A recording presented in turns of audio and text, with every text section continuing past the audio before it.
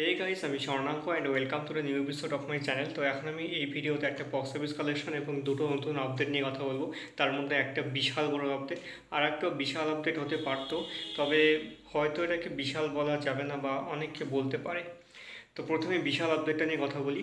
তো একটা বিশাল popular TV show রয়েছে যেটার নাম হচ্ছে পিকি ব্লাইন্ডার্স। এটা 6টা সিজন রয়েছে এবং প্রত্যেকটা সিজনই বড়সড় হিট। নেটফ্লিক্সে আছে পুরো সিরিজটা, সকলে দেখো একবার যদি না দেখে থাকো। একটা বড় ড্রামা একটা সিরিজ, তার সঙ্গে রয়েছে তাদের একটা এম্পায়ার যেটা পিকি ব্লাইন্ডার্স তারা বানানো, এবং Kylian Murphy as Thomas Shelby.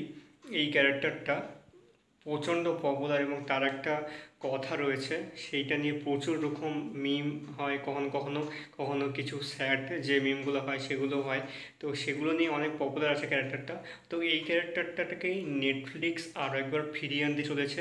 হ্যাঁ, নেটফ্লিক্স অবশ্যই গ্রিন লাইট দিয়েছে এই সিরিজের যে টমাস শেলবি রয়েছে তার ক্যারেক্টারটাকে নিয়ে একটা সিনেমা বানানোর জন্য। তো পিকি ব্লাইন্ডার্সের একটা সিনেমা আসছে যেটা লিখেছেন হচ্ছে স্টিভেন নাইট এবং টম হার্টার এই সিনেমাটাকে ডিরেক্ট করছেন। দেখা যাক এই সিনেমাটা কেমন হয়, বেশ এক্সাইটেড সিনেমাটা দেখার জন্য। আমি পিকি ব্লাইন্ডার্স 3টে সিজন দেখেছি, 3টে বাকি আসতে এখনও, খুব শীঘ্রই দেখবো। সেকেন্ড যেটা বড় আপডেট সেটা হচ্ছে সঞ্জয় লীলা বানসালি হীরামন্ডি সিজন 1 বানালেন এবং তারপর প্রচুর লোকের প্রশংসা পেলো, কিছু লোকের নিন্দাও পেলো।